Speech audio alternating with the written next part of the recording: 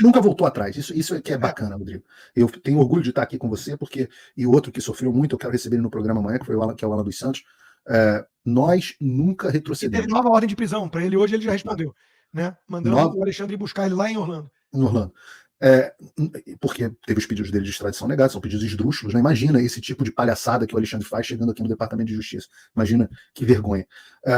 E é por isso que ele não pede, não nos intima, não nos notifica, etc, etc. Porque tem que formalizar. Ele vai formalizar com base no zap do laranja dele. E ele não precisa formalizar nada, porque ele já está nos punindo de forma muito superior a qualquer crime que ele possa inventar que a gente, porventura, tenha cometido na cabeça dele. Quer dizer, imagina, passaporte, Paulo, nem traficante perde no Brasil. Né? Contas bancárias congeladas independentemente do dinheiro. Se a gente fizer um Pix agora e arrecadar 17 milhões de reais, que nem o Bolsonaro conseguiu, na minha conta, e acho que na sua também, é tudo congelado imediatamente. Imediatamente. Não tem limites. Não tem limite. Se eu ganhar $1 trilhão, eu tenho $1 trilhão bloqueados na conta. Louco. E censura prévia, que a Carminha Lúcia, cínica, o Cala a Boca já morreu, isso é censura, mas, excepcionalmente, e agora já soube que está beijando a mão do Alexandre de Moraes enquanto nós falamos aqui. Né? Um ato simbólico de solidariedade que o Dino já verbalizou e ela demonstrou humilhando-se como mulheres feministas normalmente fazem diante de homens poderosos. Né?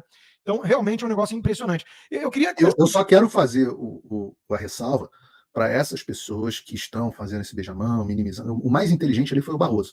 Não vi nenhuma ilegalidade flagrante, mas aguardo os novos desdobramentos. Porque vem coisa aí. E esse aqui é o erro do Dino. 6 gigas. Vem muita coisa por aí, eu já sei algumas das coisas que vêm por aí, e eu digo, vocês vão ter que dobrar cada vez mais a aposta da ilegalidade. Que os ministros do STF façam isso no primeiro momento, é claro, eles vão defender a prerrogativa deles para sempre, para poder fazer o que eles quiserem, porque se a sociedade endossar isso que o Alexandre fez, significa que todos eles também passam a ter esses poderes ilimitados. Né? O limite, a linha que não se cruza, ela passa a ser muito mais dilatada. Então é claro que do lado deles a gente espera esse tipo de coisa. Mas para o resto das pessoas, para as pessoas que defendem o indefensável, eu fico até pensando como é que o Arruinaldo Azevedo está digitando. Disse que estava tirando um descanso do descanso, né? Porque ele está de férias, e com aquelas vestimentas cada vez mais ridículas, ele veio dizer que não tem nada demais. Ele, o Arruda Botelho e o Cacai juntos, e a turma do Prerrogativa. Mas você disse uma coisa aí que já me traz aqui um primeiro grande debate que está acontecendo. Você disse assim, claro que todos os ministros vão defender o espírito de corpo, porque senão abre um precedente perigoso para eles. Eu acho exatamente esse o ponto central, Paulo. Porque eu estou vendo muita gente à direita, no meu grupo de patronos, o Pablo Marçal verbalizou isso publicamente, dizendo assim, não, o Lula quer fritar o Alexandre, porque ele vai indicar mais um comunista, nós não podemos agora pedir a cabeça do Alexandre, é loucura, olha o jogo que está acontecendo. Até o nosso amigo Fernando Conrado gravou um vídeo puxando Maquiavel e puxando um pouco daí, né? O jogo é mais bruto, tenta enxergar mais longe do que você está vendo, por que isso está acontecendo agora? A Globo, a Folha. Meus amigos, primeiro, o sistema está dando todos os sinais de proteção e tentar preservar o Alexandre. Segundo lugar, né? O STF vai ficar mais vermelho se o Lula indicar um comunista. Se o Alexandre sofrer impeachment já, que deveria, o STF vai ficar amarelo, como disse um amigo meu, de medo. É o precedente que o Brasil precisa, é resgatar o mecanismo fundamental de freios e contrapesos que está quebrado, graças ao senador Rodrigo Pacheco e companhia. Então, me parece que esse espírito de corpo do Supremo está muito mais interessado em preservar o companheiro que fez o trabalho mais sujo, mas com cúmplices, do que em falar, fazer um cálculo, o Lula não vai reclamar tanto, vai indicar mais um comunista e não sei o quê. Eles não estão nessa toada, porque a coisa pode sair de controle. Claro que todo mundo suspeita. O Glenn Greenwald começou a criticar mais pesado o Alexandre a partir de 2023. Ele é um cara mais de esquerda, então, mas ele está sendo atacado pelos petistas e devolvendo com chumbo grosso. Eu sei que você tem até uma opinião, né, dele. Ele é um cara mais independente, mais antissistema, tipo um Tucker Carlson da vida, sei lá. Eu, na verdade, Rodrigo, eu posso até aproveitar essa enorme audiência aqui, a gente está com 32 mil pessoas nos assistindo, para dizer para vocês, eu vou colocar o meu na reta. Eu conheço a história, sei quem é a fonte, sei como o conteúdo chegou, sei qual foi a atitude do Glenn e sei como que isso aconteceu, como que a gente chegou nessa reportagem. Eu tô botando o meu na reta, não é o Dirceu, muito pelo contrário. Não é o Dirceu, muito pelo contrário. O Glenn é alguém cujo trabalho eu passei a acompanhar nos Estados Unidos. Antes de conhecer o Glenn como jornalista no Brasil, que eu nunca tinha ouvido falar, eu conheci o Glenn como jornalista nos Estados Unidos. E nos Estados Unidos eu conheci o Glenn que desmontou e desvendou os absurdos que aconteciam na administração Bush em relação à vigilância do cidadão comum, etc, etc. Eu conheço o Glenn da época do Snowden, eu conheço o Glenn que ia no Tucker Carlson. O Tucker, ninguém me contou, ninguém me falou, o Tucker adora o Glenn. Quem me falou foi o Tucker. Então, o Tucker Carlson adora o Glenn. Então, foi esse Glenn que eu conheci.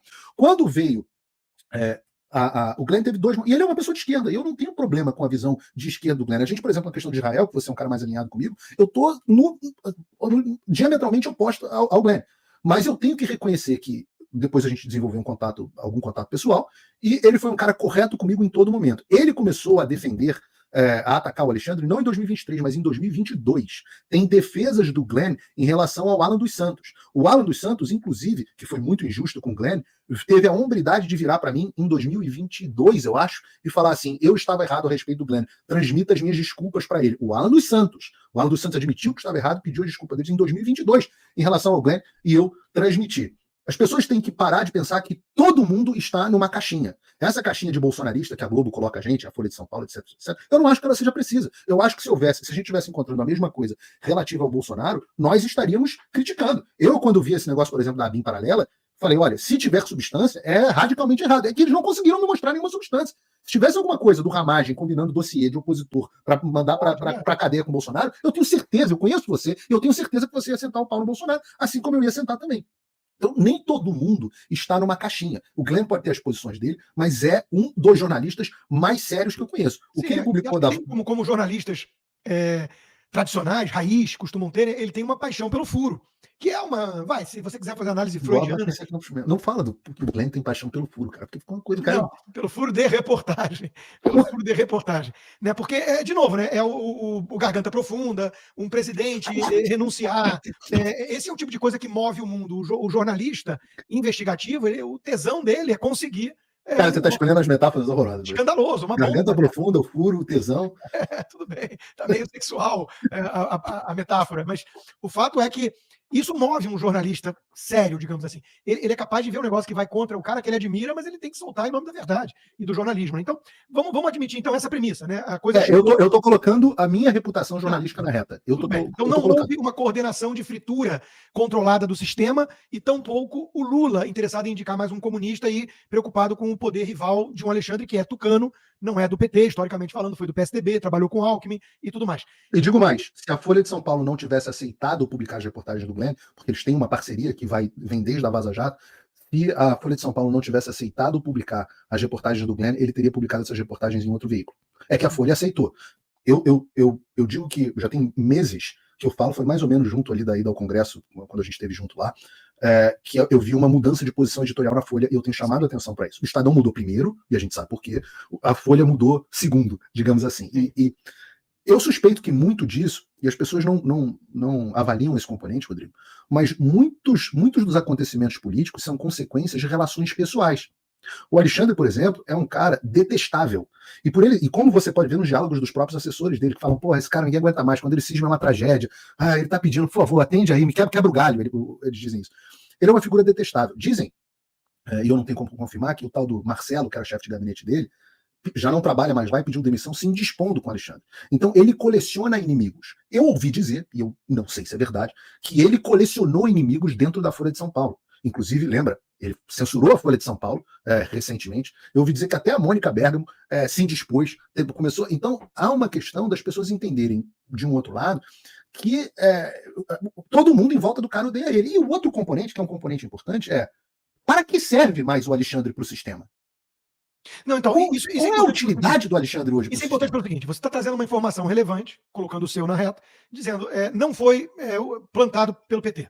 E eu estou dizendo para você o seguinte: o sistema pode, a forma como vai reagir pode ter a ver com isso. Ele se tornou descartável e tóxico, até mais do que descartável. Ele se tornou tóxico, que é o ponto do Conrado no Maquiavel. Ele virou, né, aquela figura que simboliza o autoritarismo e o abuso de poder. E eles já conseguiram recolocar o ladrão na cena do crime, se livrar do Bolsonaro. Então, para que manter esse pitbull que fez o trabalho sujo, manchando a imagem e desgastando e afetando a vida deles? Eles não conseguem mais viajar, sair para jantar. Né? Então, tudo isso eu entendo. Isso é como a reação do sistema vai acontecer. Agora, eu concordo com você em uma coisa, Paulo. Eu vejo muita gente querendo explicar o mundo, sempre com teses conspiratórias, como se tudo fosse decidido numa sala por 6 pessoas e é tudo binário. Não, o sistema, eles estão fazendo isso. Cara, o negócio é muito mais caótico do lado de lá também do que a gente pensa. Um começa a bicar o outro, tem vaidade, tem relacionamentos Dá pra ver, tem um componente muito bacana nessa história que eu acho que as pessoas não repararam. E teve um cara que fez um comentário na internet que eu achei muito inteligente, que foi o seguinte: a gente às vezes imagina que, pô, tem um monte de delegado da Polícia Federal, tem um monte de coisa, um monte de gente envolvida. A gente imagina que o sistema de monitoramentos dele é maravilhoso, né? Que eles monitoram toda a internet, que, pô, a gente fica com medo de falar no WhatsApp. Tem gente, às vezes, até as pessoas comuns, Paulo, será que eu posso pisar no Brasil? Será que não sei o que? Eu falo assim: o sistema deles era o Alexandre de madrugada caçando meus tweets e os seus tweets para mandar para um laranja, coitadinho, ter que atender. É isso. Então, o Ben Shapiro sempre fala, eu atribuo muito mais a incompetência de um bando de cabeça de bagre, as coisas que acontecem, do que a malícia de gênios do mal, do que o Jorge Soros ou o Dirceu controlando tudo. Né? Na cadeia de comando tem um bando de cabeça de bagre. O próprio ministro, né? O próprio ministro entediado e obcecado com a gente, mandando uns subalternos aí, uns sparring. Laranja. São laranjas. A palavra para essas pessoas são laranjas. Isso. Eles estavam lá para fingir que eles eram agentes diferentes do ministro. Isso é a definição de laranja. Exato. Enquanto a gente fala aqui, foi solto mais um pedaço da reportagem, agora mirando no Eduardo Bolsonaro, acho que isso já tinha saído. Mas o Eduardo Bolsonaro foi hoje de manhã, onde os caras dizem, esse é um bandido, quero ir atrás do Eduardo Bolsonaro. Assim, o veredito antes. O veredito antes, o cara é um bandido. Esse é um bandido. E o Eduardo Bolsonaro é um bandido pelo quê? Ele roubou milhões de reais da Petrobras? Ele desviou dinheiro dos fundos de pensão? Não, ele simplesmente critica a forma como um servidor público, que é o ministro Alexandre de Moraes, fez o trabalho dele, que foi a condução do processo eleitoral. Esse é um bandido. O meu ponto é o seguinte, vamos voltar para essa questão do sistema e os interesses em jogo, para tentar projetar o que pode acontecer. Só para antes disso, 37 mil pessoas nos assistindo. Peço a todo mundo que clique aí no like e que apoie o meu conteúdo e o conteúdo do Rodrigo Constantino nos links na descrição. Trabalho de jornalismo independente. Então, a gente vai começar a ver a reação, né? A OAB cobrando resposta, mas daquela forma da OAB, né? O senhor Alexandre de Moraes, por obséquio, o senhor cometeu ritos atos fora do rito, ou seja, ilegais, né? Os eufemismos. A gente está vendo já o Dino, a Carmen Lúcia beijando a mão, o sistema. Eu já soube de algumas pessoas que são fonte comum nossa, por exemplo, que são alvo desse turbilhão todo, né? Pagaram um preço muito alto, dizendo, puxa, eu esperava que o sistema reagisse de uma forma mais dura, largasse a mão dele, né? Porque viu mas aí é uma inocência. Eu acho, porque ainda vem mais coisa, porque não é assim que acontece a briga. De uma hora para outra, todo mundo fosse largar o cara. Eu confesso a você que eu estou surpreso na direção oposta. Quando eu soube que as reportagens sairiam essa semana, e eu estava discutindo com não vou dizer com quem, mas eu falava assim, cara, eu tô curioso de ver como é que a Globo vai reagir. Eu tinha curiosidade específica com dois órgãos, digamos assim, a Globo e o UOL, que são os dois mainstream mais de esquerda que a gente tem hoje no país. E a Raquel Landim no UOL pedindo impeachment do Alexandre. Vários pedindo aquele... Walter Maierovitch, uma coisa assim, também falando, cometeu crime. Várias pessoas dentro do establishment dizendo, cara, isso aí tem que cortar. Engraçado que o Maierovitch, para mim, fez uma confissão do que o sistema vai fazer. Sim, proteger o Lula e a eleição.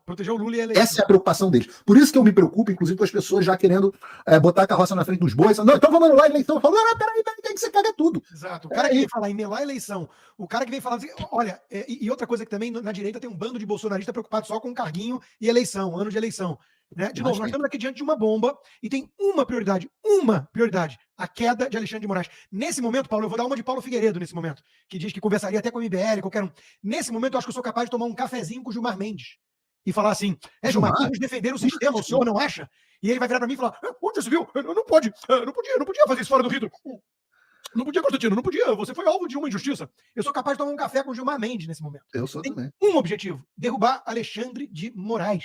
Veio o batom na cueca, veio o nude, veio o flagrante do motel. Ele tem que cair. Ponto. Depois a gente vai discutir estratégia xadrez 4D, caramba.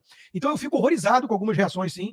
A gente sabe que tem um embate contratado, que o Alckmin está ali como garantia, que o Alexandre é o cara do Alckmin, que são globalistas tucanos versus comunistas ligados ao foro e à China. A gente sabe de tudo isso. Que dizem que tinha um acordo de 2 anos de gestão do Lula e passar o bastão para o Alckmin, que o Lula não está querendo levar adiante isso. Tudo isso são boatos que vêm à tona.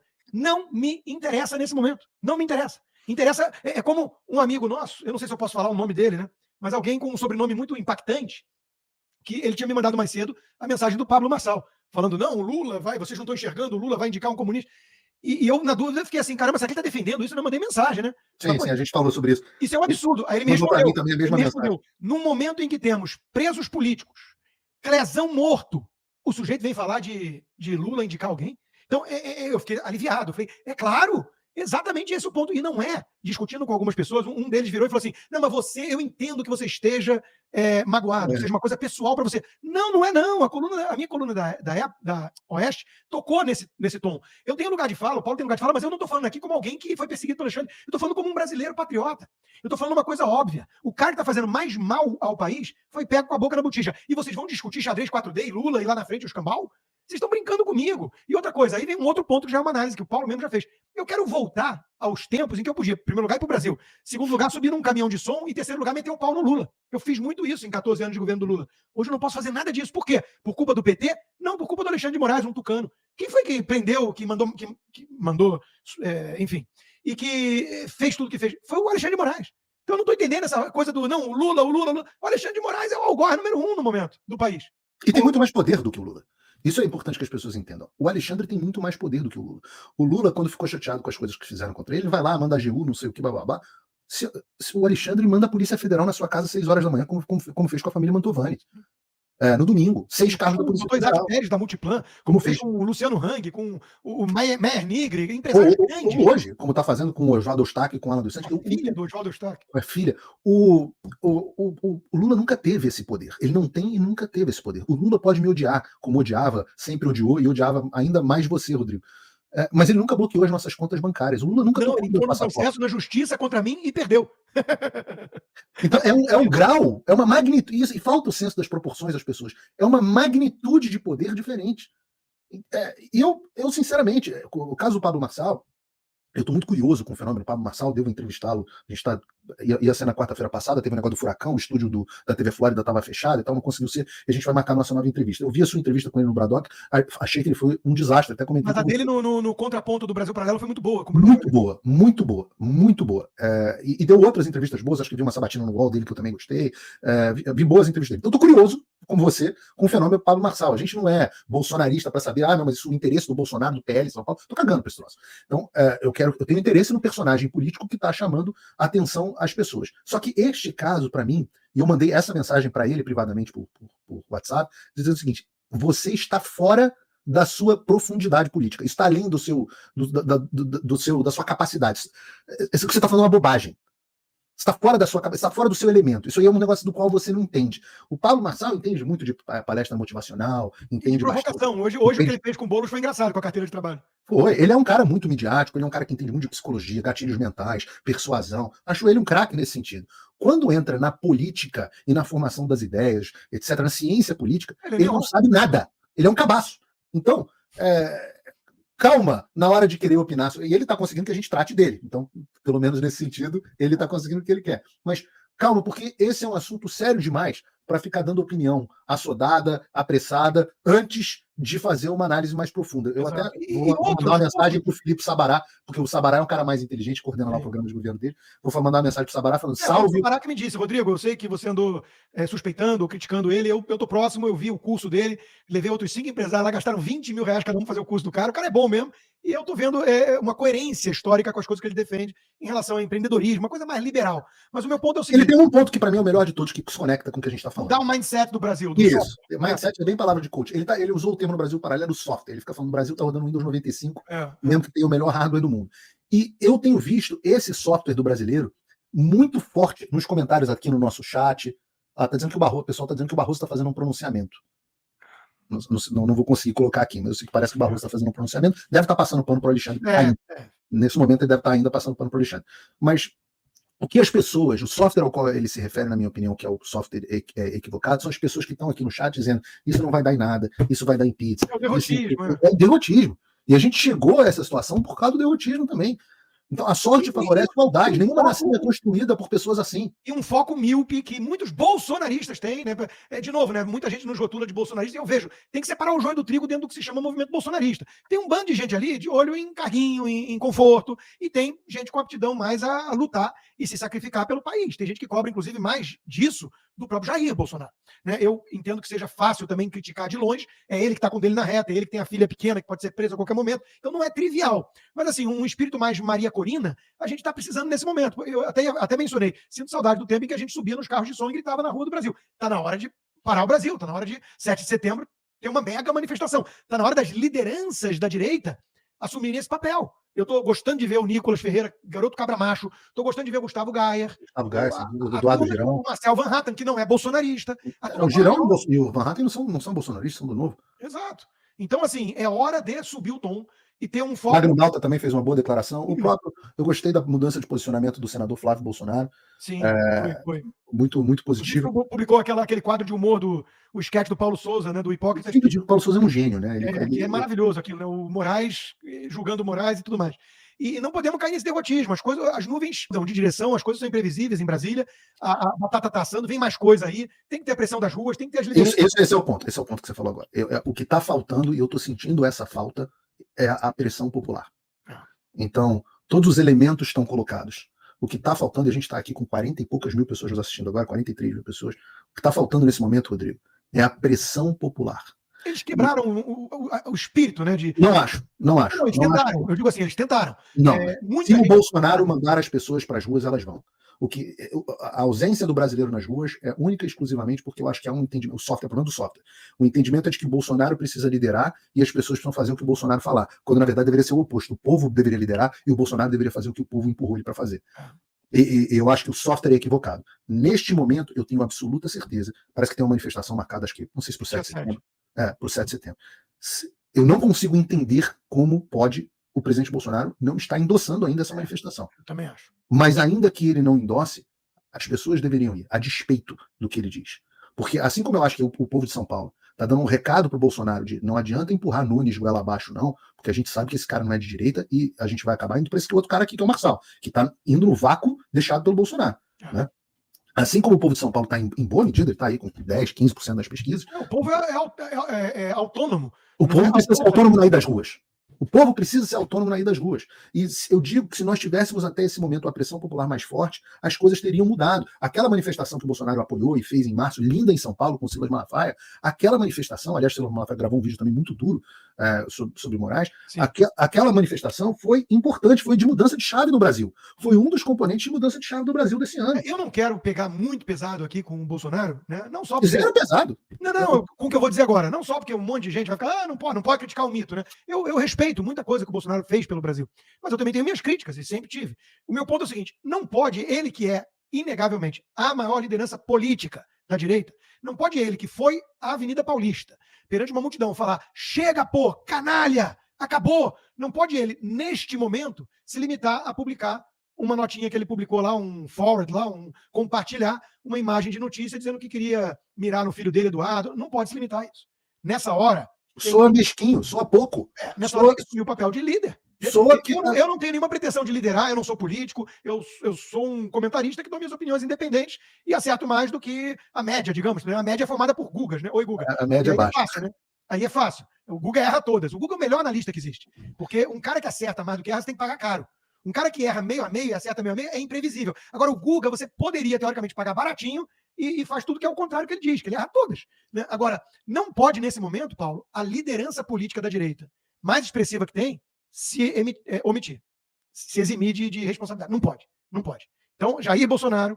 Grandes poderes trazem grandes personalidades, já dizia o tio Ben para o Homem-Aranha. Faça um apelo.